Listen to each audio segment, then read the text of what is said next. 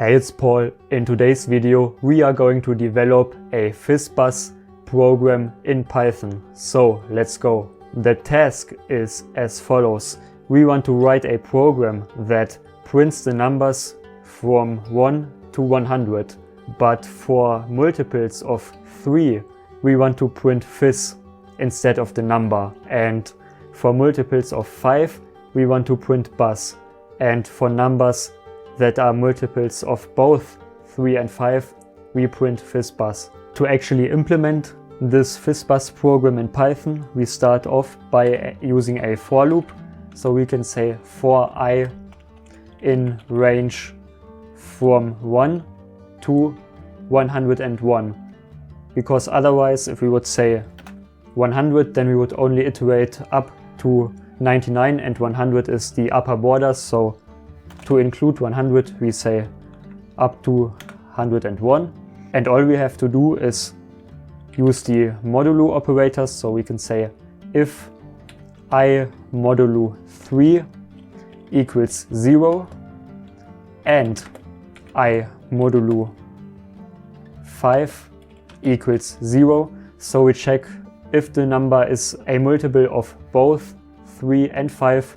If that's the case, then we want to print FizzBuzz, and then we can say elif I modulo 3 equals 0, but this time we only check for a multiple of 3 and not of 5.